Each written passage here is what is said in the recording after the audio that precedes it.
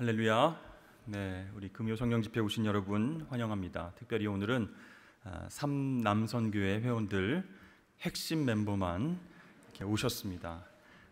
굉장히 이제 바쁘신 중에도 또 일찍 나오셔서 또 식사도 하시고 또 교제하면서 여러 가지 이야기들을 나눴었던 유익한 시간이었습니다. 우리 남선교회가 더욱더 주 안에서 강건하게 또 세워져 나가고 우리 교회 안에서 귀한 일꾼들로 하나님께서 쓰임받게 되기를 위해서 우리 격려와 축복의 박수 한번 하도록 하겠습니다. 네, 반갑습니다. 네, 오늘은 우리가 잘 아는 민수기 말씀을 통해서 우리가 어떻게 하면 빛나는 얼굴로 하나님의 사명을 감당할까 생각해 보면 좋겠습니다. 얼마 전에 저희 아들이 영화를 보러 가자 그렇게 얘기를 해서 영화관에 갔습니다. 그동안 코로나 때문에 계속 못 갔지 않습니까? 그래서 넷플릭스니 무슨 디즈니 플러스니 이렇게 OTT 서비스를 통해서 TV로만 보던 영화를 드디어 극장에 가서 오랜만에 보게 됐습니다. 영화 제목은 쥬라기 월드였습니다. 네. 공룡판이죠, 뭐. 네. 사람이 굉장히 많이 왔어요. 정말 오랜만에 갔는데 너무너무 많이 와가지고 이래도 되나 그런 걱정이 되더라고요. 이 영화가 그 시리즈 영화입니다. 쥬라기 월드 부제가 붙어가지고 여러 가지 이제 시리즈가 있는데 그 전에도 이제 재밌게 봤던 영화였기 때문에 이번에도 재밌게 만들었겠지 그런 기대를 하고 있었죠. 근데 영화가 시작되고 나서 얼마 안 돼서 제가 잠을 자기 시작했습니다. 근데 나중에 언제 깼냐면 공룡이 으악 하고 막 이렇게 크게 울 때 깜짝 놀라서 이제 옆에서 깨게 됐습니다. 왜 영화가 재미없었을까? 그동안 재밌게 봤던 공룡 시리즈 영화인데 왜 재미가 없었을까? 왜 졸았을까? 이렇게 생각해 보니까 예전에 시리즈로 나왔던 그 공룡 영화 이야기 스토리도 비슷하고 출연하는 공룡도 비슷비슷해요. 뭔가 이제 새로운 게 없다 그런 생각을 했던 것 같아요. 별 기대감이 없었던 것이죠. 그래서 이제 영화 끝나고 아들에게 물었어요. 야, 재밌었니? 아빠는 왜 이렇게 졸립고 재미가 없었는지 모르겠다. 그러니까 이제 아들이 저한테 이렇게 얘기를 했습니다. 아빠가 나이가 들어서 그래. 여러분, 영화를 보는 사람들과 또 교회 나와서 예배를 드리는 사람들 사이에 공통점이 있는데 그것이 뭐냐면 별 기대와 갈급한 마음이 없으면 집중하기 힘들다, 졸립게 된다. 그게 공통점인 것 같습니다. 우리 아들은 빛나는 얼굴로 극장을 탁 나오는 거예요. 씩 웃으면서. 저는 이 얼굴이 퍽퍽하고 이 메마른 얼굴로 극장을 나서게 됐습니다. 우리가 예배당에 왔을 때, 교회에 왔을 때 공룡 영화보다 집중할 수 없는 그 하나님을 예배하고 있지는 않은가 그런 생각을 해보게 됐어요. 아마 여기 오신 여러분들 중에서도 별 기대감이 없이 자리에 앉자마자 집중하지 못하고 오늘 찬양의 선곡은 왜 이렇지? 오늘 우리 여자 목사님이 하시는데 평소랑 틀린 것 같아. 이렇게 별 기대감 없이 그렇게 찬양을 했을 수도 있어요. 찬양을 하면서도 졸음이 막 쏟아지는 것을 참고 계셨을 남선교회 회원도 있지 않았을까? 근데 저는 목사로서 하나님을 예배하기 위해서 모인 모든 성도분들이 기대와 설레임 속에서 빛나는 얼굴이 되길 바라는 것이죠. 하나님의 임재와 하나님의 놀라운 은혜를 경험했으면 좋겠다 싶지만 그렇지 않을 때가 있다라는 것이죠. 뭐가 문제인가? 예수님께서는 우리에게 구하라, 찾으라, 두드리라 이렇게 말씀하셨어요. 예배 가운데서도 우리가 그렇게 구하고 찾고 기도해야 된다는 것입니다. 하나님의 은혜와 예비된 축복과 하나님의 임재를 구하고 찾고 두드려야 되는데 별 기대감 없이 그냥 앉아 있다면 하나님의 은혜는 우리가 날려보내게 되는 것이죠. 여러분, 화면 속 공룡의 임재 앞에서 얼굴이 환해지면서 놀라움과 기쁨 속에 영화관을 나서는 우리 아들처럼 하나님을 기쁘게 예배하고 나서 우리의 얼굴이 환해지는 그런 역사가 있기를 주의 이름으로 축복합니다. 소년 예수님이 6월절 맞이해서 부모님과 함께 예루살렘에 갔었을 때 여러분 그 에피소드 아시죠? 명절을 마치고 다시 고향 나사렛으로 떠날 무렵에 이 아들이 안 보이는 거예요. 예수님이 안 보입니다. 그래서 요셉과 마리아는 친척과 같이 있으려니 생각했는데 보이지 않았어요. 우리 아이를 잃어버렸구나. 그래서 예루살렘 외곽과 마을 전체를 막 뒤지면서 찾으러 다녔는데 발견을 못했어요. 그럼 한번 다시 예루살렘 시내로 들어가 보자 해서 들어갔고 성전에 가니까 거기에 예수님이 있는 거예요. 그래서 너무 지치고 힘들고 마음이 어려웠던 이 마리아가 물어봅니다. 그의 부모가 보고 놀라며 그의 어머니는 이르되 아이야 어찌하여 우리에게 이렇게 하였느냐? 보라 내 아버지와 내가 근심하여 너를 찾았노라. 그때 소년 예수님께서 어떻게 대답합니까? 어찌하여 나를 찾으셨나이까? 내가 내 아버지 집에 있어야 될 줄을 알지 못하셨습니까? 이렇게 대답을 합니다. 여러분 이게 참 놀라운 대답인 것은요, 예수님이 하나님을 어떻게 해요? 내 아버지로 이렇게 표현하고 있어요. 그렇게 부른 것이고, 또 하나는 예루살렘 성전을 내 아버지의 집 이렇게 얘기한 것입니다. 그러니까 유대 문화 속에서는 있을 수 없는 표현이에요. 친성모독이라는 것이죠. 어떻게 어린 소년이 성전을 아버지의 집이라고 하고 하나님을 내 아버지 이렇게 얘기를 한단 말인가? 얘가 좀 이단기가 좀 어떻게 된 건 아닌가 이렇게 의심할 수도 있는 상황이에요. 근데 한 신약학자는요, 이 대목에서 사용된 단어를 주의 깊게 봐야 된다 이렇게 얘기합니다. It is necessary 이렇게 나와 있어요. 이 단어의 뉘앙스를 살려서 다시 말씀을 번역하면 내가 내 아버지 집에 있어야 하는 것이 내 인생의 가장 필요한 우선순위임을 모르셨습니까? 이런 뜻이 됩니다.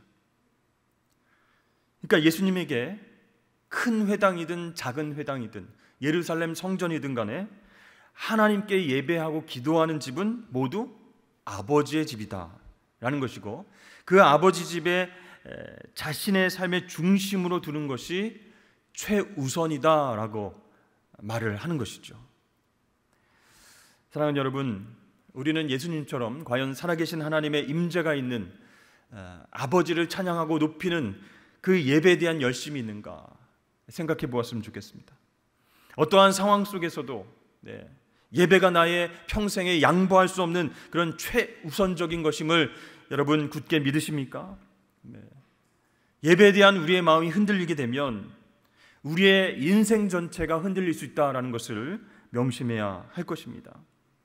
그래서 소년 예수님은 그 짧은 에피소드를 통해서 우리에게 예배의 소중함을 알려주고 있는 것이죠. 예수님께서 두세 사람이 내 이름으로 있는 곳에, 내 이름으로 모인 곳에는 나도 그들 중에 있느니라 이렇게 말씀하셨습니다. 당시 유대인들은 최소 장년 남자 10명이 모여야 공예배를 드릴 수 있었습니다. 그러나 예수님은 그게 기준이 아니라는 거예요. 두세 사람이 거듭난 성도가 있어도 예배가 성립될 수 있다 이렇게 말씀하셨습니다. 내 이름으로 모인 곳에 나도 그들 중에 있다 이렇게 말씀하셨어요. 그러니까 두세 사람이 하나님을 사랑하고 예배를 최우선 순위로 생각하고 모였을 때 그들 가운데 하나님께서 임재할 것임을 선언하셨다라는 것이에요. 그러니까 여러분, 예배가 얼마나 중요한지 모릅니다.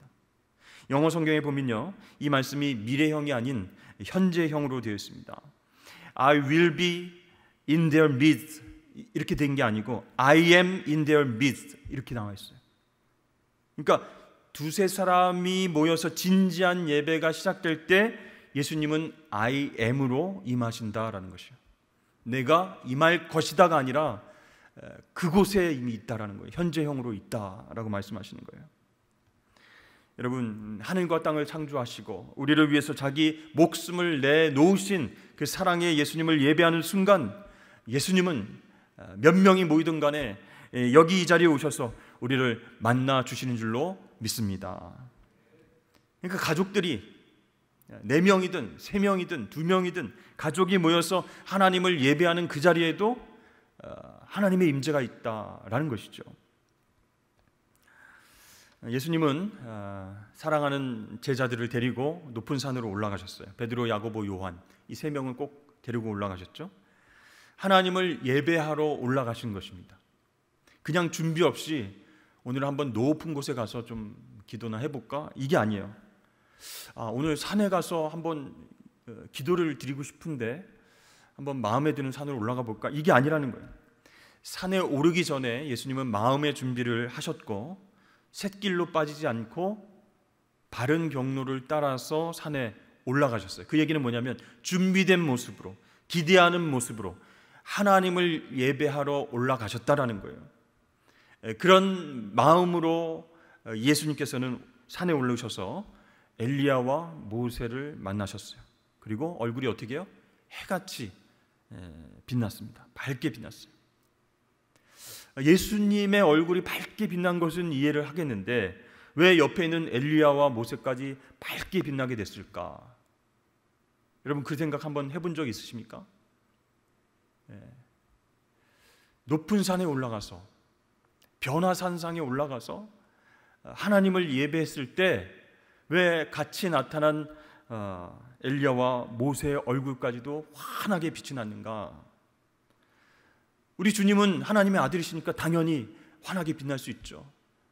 입은 옷까지 정말 하얗게 빨래된 모습으로 그렇게 빛날 수 있죠. 그런데 왜 옆에 있는 모세와 엘리야까지 그렇게 빛났는가? 그것은 하나님께서는 당신을 예배하는 모든 사람들의 얼굴을 빛나게 하신다라는 것을 우리에게 알려주시는 거예요. 근데 여러분 이러한 변화는 우리의 노력으로 될 수 있는 게 아니에요. 내가 열심히 1시간 동안 기도하고 열심히 하나님 앞에서 찬양했을 때 우리 얼굴이 막 빛나게 됐다. 그게 아니라요. 내 노력으로 될 수 있는 것이 아니고 하나님께서 은혜를 주셔야 가능한 일이다라는 거예요. 따라서 우리가 예수님처럼 준비된 마음으로, 사모하는 마음으로, 기대하는 마음으로 예배로 나아갈 때에 하나님께서는 예수님의 얼굴을 해같이 빛나게 해주신 것처럼 모세와 엘리야의 얼굴을 빛나게 해주신 것처럼 우리의 얼굴도 빛나게 해주실 줄로 믿습니다. 이게 얼굴이 빛난다라고 하는 것은요, 이렇게 갑자기 얼굴이 하얘지고 반짝반짝반짝하게 빛난 그런 것을 의미하는 것이 아니고 우리가 영적으로 받아들일 때에 하나님의 영광과 하나님의 성품과 그것들이 드러날 수 있게 하신다. 우리의 삶을 통해서 그렇게 하신다는 거예요. 언제요? 하나님을 전심으로 예배할 때. 오늘 본문 말씀 민수기 6장 24절에서 26절 말씀 보면 여호와는 그의 얼굴을 내게로 향하여 드사, 그렇죠? 평강 주시기를 원하노라 할지니라 26절에 그렇게 나와 있죠. 그런데 그 얼굴을 내게 비추사 은혜 베푸시기를 원한다. 여호와는 그 얼굴을 내게로 향하여 드사 평강 주시기를 원하노라 이렇게 말씀하셨어요. 그러니까 하나님의 얼굴을 비추셔서 그 은혜가 나에게서 드러나게 하시겠다 이렇게 얘기했어요. 그 얼굴을 향하여 드셨기 때문에 나에게서 평강이 드러나게 하시겠다 이렇게 말씀하셨어요. 그래서 예수님과 모세와 엘리야가 스스로 얼굴에서 빛이 난 것이 아니라 그들 앞에서 변형되사 그랬어요. 그러니까 하나님께서 그렇게 하셨다라는 거예요. 이 모세는요, 우리가 말씀을 쭉 읽어보면 하나님과 말씀을 나눈 직후에 수건으로 얼굴을 가려야 할 정도로 빛이 나게 되었습니다. 어떻게 사람의 얼굴에서 저렇게 빛이 나지 할 정도로 수건으로 가려야 했습니다. 또 돌을 맞아서 순교하기 직전인 스데반의 얼굴은 어떻게 됐죠? 사도행전에 보면 천사의 얼굴처럼 빛이 났다 그렇게 이야기하고 있어요. 그러니까 어떤 순간이든 죽음의 순간이든 그렇죠? 또 하나님을 대면하여 말씀을 들었던 순간이든 간에 하나님은 예배함을 통해서 우리의 얼굴을 해같이 빛나게 해주신다라는 거예요. 이 변화는 우리의 노력이 아니라 하나님께서 주시는 은혜인 줄로 여러분 믿으시길 바랍니다. 언제요? 우리 삶 가운데서 예배를 최우선 순위로 삼을 때 그때 주시는 은혜다라는 거예요. 하나님은요, 우리 얼굴에 주름을 펴주세요. 걱정과 근심과 수치와 부끄러움과 여러 가지 죄성으로 찌그러져 있는 우리의 얼굴을 펴주십니다. 걱정과 근심의 안색을 시꺼매지고 어두워진 우리의 안색을 은혜와 평안의 색으로 바꾸어 주십니다. 그래서 여러분, 젊어지고 싶으신 분, 안색이 환하게 변하고 싶으신 분, 피부과 가지 마시고 예배 자리로 나오시길 바랍니다. 기미가 있는 분도 해당이 됩니다. 변화가 된다라는 거예요. 하나님이 은혜를 주시면, 우리 마음 가운데 변화가 생기면 우리 얼굴에도 그렇게 빛이 난다라는 거예요. 우리의 굳어진 턱을 풀어주셔서 선한 말이 나오게끔 하시고, 칭찬의 말이 나오게 하시고, 인정의 말, 감사의 말이 튀어나오게 하시고, 우리 입가에 웃음을 주실 줄로 믿습니다. 그렇게 밝게 변화된 얼굴로 이웃들에게 다가갈 때 뭔가 있다라는 거예요. 영적으로 뭔가 비밀이 있다. 예수 믿는 사람들은 뭔가 다른 게 있다. 이렇게 간접적으로 주의 영광을 드러낼 수 있고 전도할 수 있게 된다라는 것이죠. 여러분, 예수님은 늘 하나님과 예배를 통해서 교제하셨어요. 겟세마네 동산에서, 감람산에서 정기적으로 이른 아침에 그렇게 하나님 만나셨어요. 교제함으로 예수님의 얼굴은 늘 은혜와 사랑이 얼굴에 빛으로 나타나셨습니다. 그런데 우리가 이 기독교를 종교로 믿는다라고 한다면 가짜로, 거짓으로 이 평안한 얼굴을 연출할 수 있다는 거예요. 여기서는 막 썩어 들어가고 있는데 미움과 시기와 질투가 막 여기서 막 폭발하기 직전인데 이 얼굴에서는 그것을 꾸미려고, 평안한 얼굴, 기쁜 표정을 지으려고 짜내고 있을 수 있다는 거예요. 이 거짓된 평안 오래가지 못한다는 것입니다. 여러분, 우리가 진정으로 하나님 아버지를 사랑하는 마음으로 예배한다면 우리의 마음뿐만 아니라 우리의 얼굴을 해같이 빛나게 해주신다라는 것을 여러분 꼭 기억하실 수 있기를 바랍니다. 여러분, 언제 얼굴이 좀 환하게 좀 빛이 나십니까? 우리는 하나님 앞에서 우리 얼굴이 빛나야 된다라는 겁니다.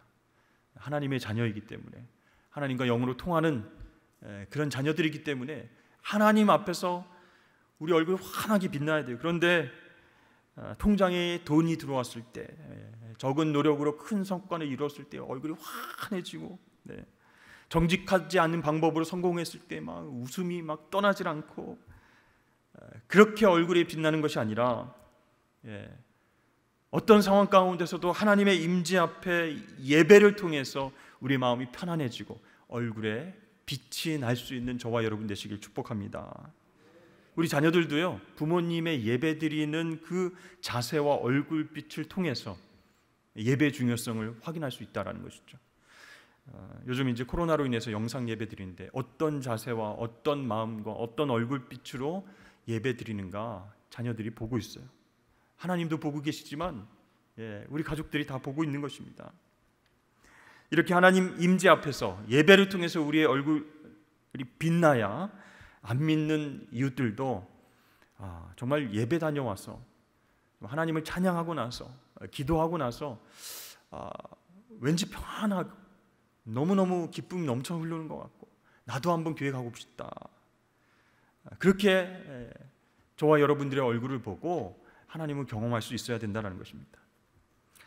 여러분, 예수님의 마음을 한번 생각해 보십시오. 내 아버지 집에 조금 더 머물고 싶어 하는 예수님의 마음, 예배에 줄인 마음, 갈급한 마음, 그러한 마음을 하나님께서 우리에게도 주시기를 축복합니다.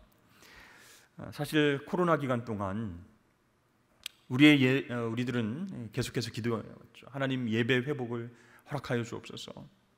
그래서 사회적 거리두기가 이제 없어져서 많이 앉을 수 있잖아요. 근데 습관이 돼서 한 4분 정도만 앉더라고요. 한 분 더 앉으면은 뭐가 어떻게 될 것 같은 그런 기분이 드나 봐요. 5명, 6명 앉아도 되는데 띄엄띄엄 앉으시더라고요. 예배 회복을 위해서 기도했는데 아직까지 오늘 금요 성령 집회도 영상으로 예배하시는 분들도 있으리라 생각됩니다. 주일 예배도 주말에 놀러 나가서 핸드폰을 켜고 예배 드리시는 분들도 있으리라 생각됩니다. 현장 예배에 아직까지 나오지 못하시는 분들 계시다면 여러분 은혜의 자리로 나오시길 축복합니다. 거룩한 하나님의 임재, 하나님의 은혜 사모하며 나오시기를 바랍니다.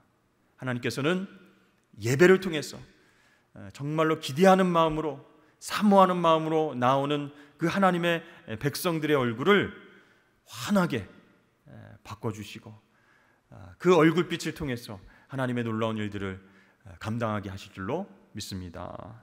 기도하겠습니다.